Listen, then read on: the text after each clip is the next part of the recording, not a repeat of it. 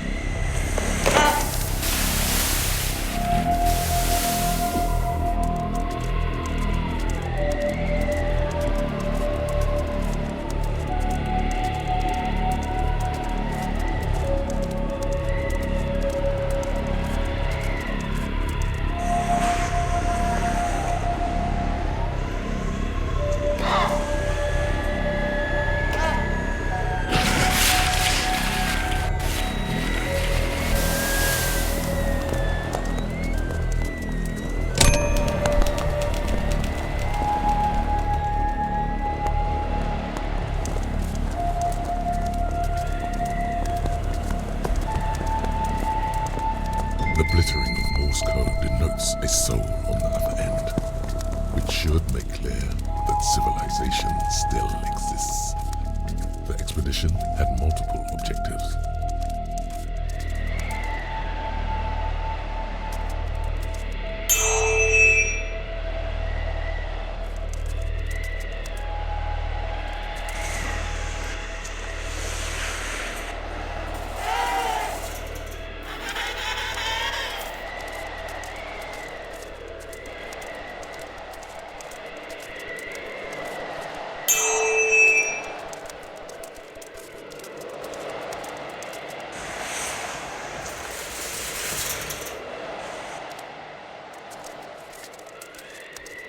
Did these scientists know it was all a ruse? That they were merely a smokescreen for a greater scientific discovery? When we arrived, most of these expeditions had been removed in order to maintain secrecy.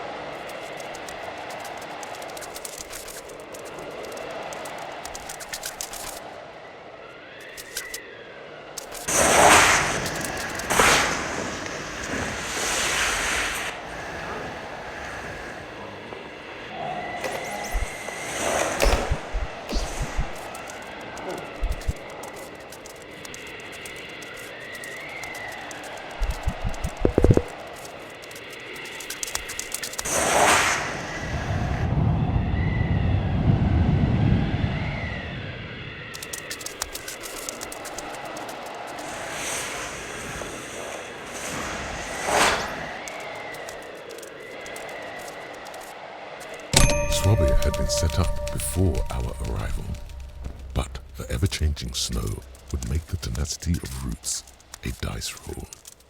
Nevertheless, I felt a sense of calming familiarity to pass by the whaling station. I could hear the echoes of Brummies swearing at every minor inconvenience, just like they had when I was a boy watching at the docks. It had been abandoned for many years now.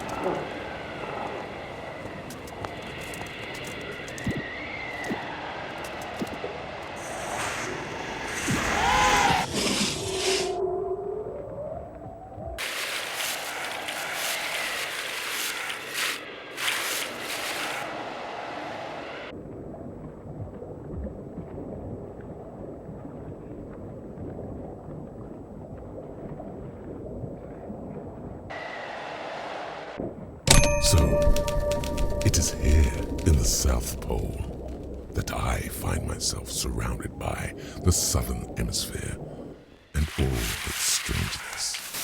I ask myself, is it possible, or even reality, that what I have experienced over the last few weeks shall be believed like those men who were tasked with explaining what they saw? Or will my words come across like those of a madman?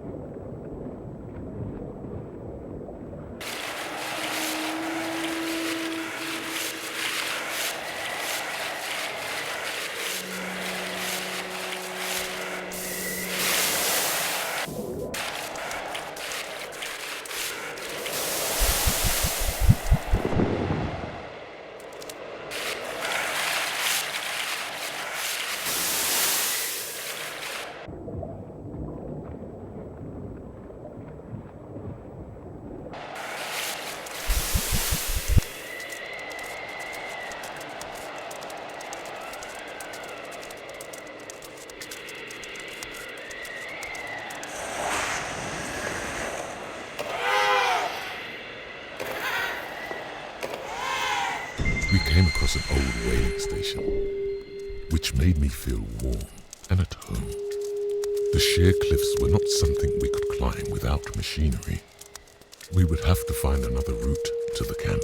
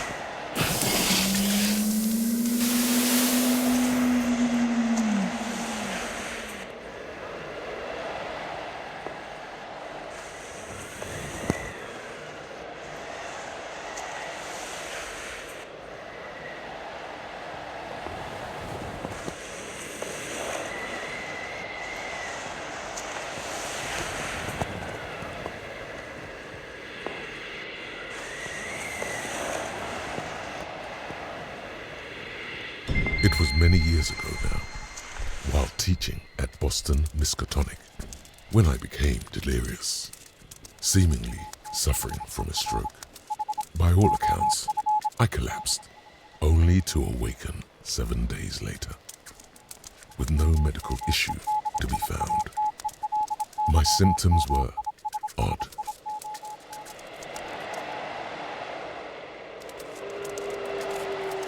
My blood pressure, heart rate, and other metrics were well within the boundaries of immaculate health. The only irregularities came from my dreams. In my dreams, I had nightmares of the foulest kind. I saw images in colors outside the range of visible light. I would experience sensations of seeing myself within a dark void of nothingness, as if my consciousness had left my dreaming body. I would see and hear entire lifetimes in the blink of an eye, only to forget everything. When I awoke, I tried to find words to describe what I saw. The men around me sat in puzzled silence as I spoke fluently in something old and peculiar, unrecorded by man. My condition became a curiosity to the medical school, for which I was prescribed a concoction of REM sleep-suppressing pills and a healthy dose of Valium to keep my mind at ease. The supply lines were built up to ensure that cargo transporting was foolproof in adverse conditions. On days when a plane could not land nor sea land, an elaborate hauling method had been put in place. Despite this, the Brigadier made sure his personal ski plane was always parked next to him in case of emergency.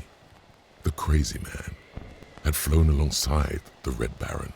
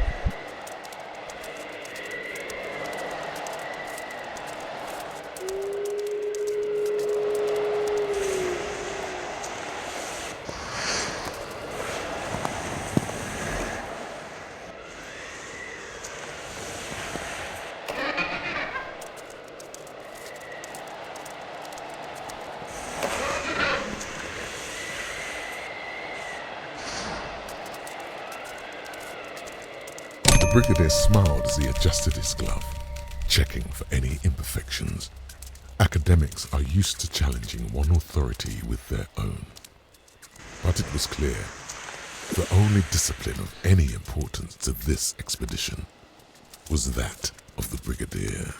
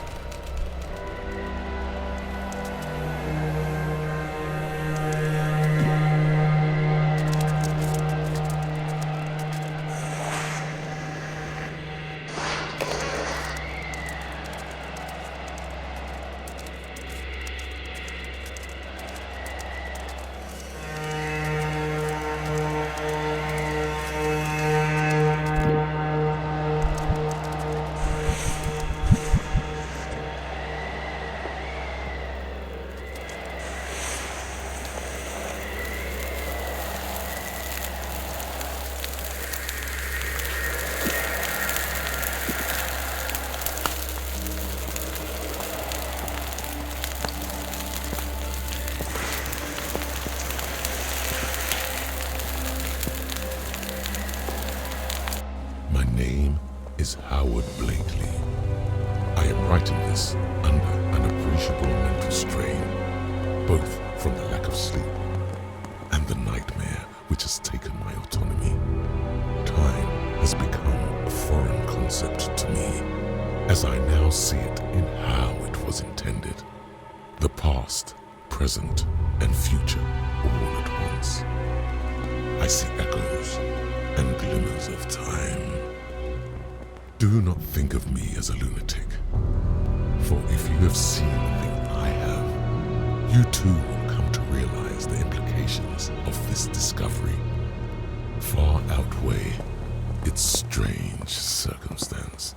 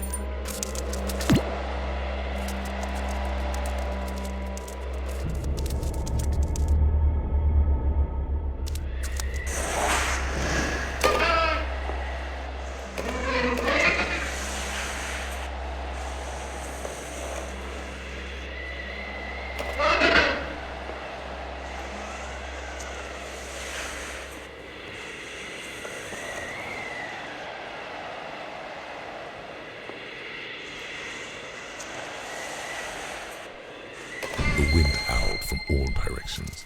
When we were awoken by the sound of the most sinister scream, Whistle had been physically beaten.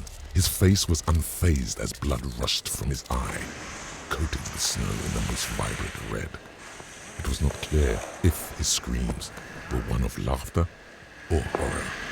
He sat there all night, laughing to himself. Sleep never found him, nor the rest of us.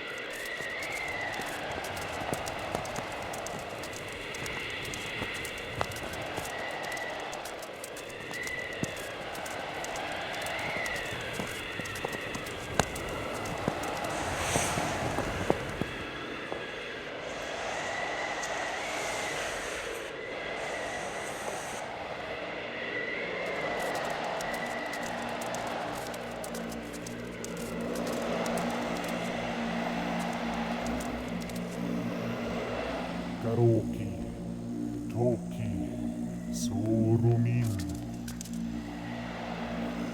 Karoki, Toki, Sorumin. Karoki, Sorumin. Sorumin.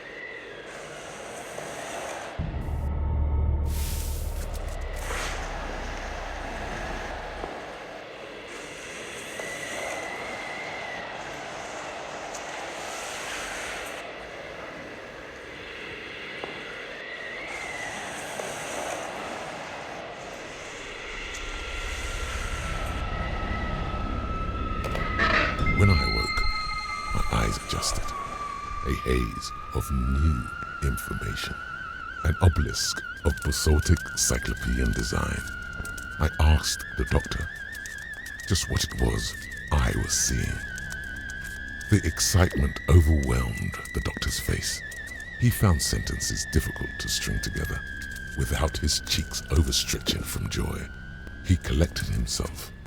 Roger's hands trembled, clicking his shutter in uniform rhythm, his mouth agape as the doctor spoke.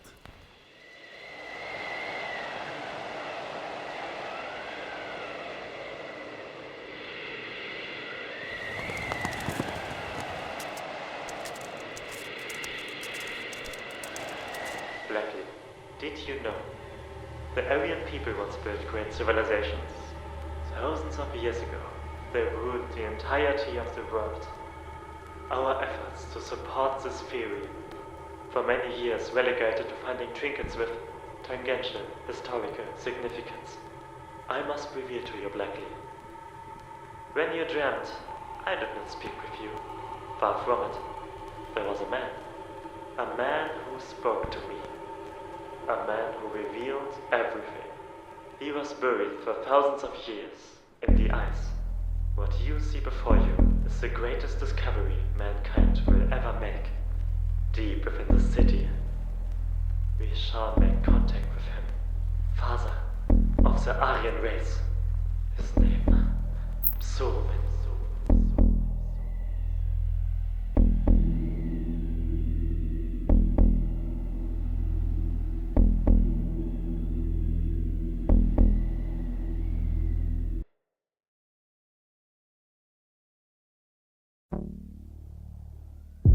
Do you hear it? Just beneath the wind. The wind howls, different in the south than the north. It is only man, in our mission to achieve dominion over Earth, that has the drive to be in a place where he does not belong. Ko tahi rautou, ka puta anō te kārana. Me hau tātou ki te tonga. Whai atu I te hau a mahue mai I a tōroa. My name is Howard Blakely. I am writing this under an appreciable mental strain, both from the lack of sleep and the nightmare which has taken my autonomy. It was many years ago now, while teaching at Boston Miskatonic, when I became delirious. Time has become a foreign concept to me. The past, present, and future all at once.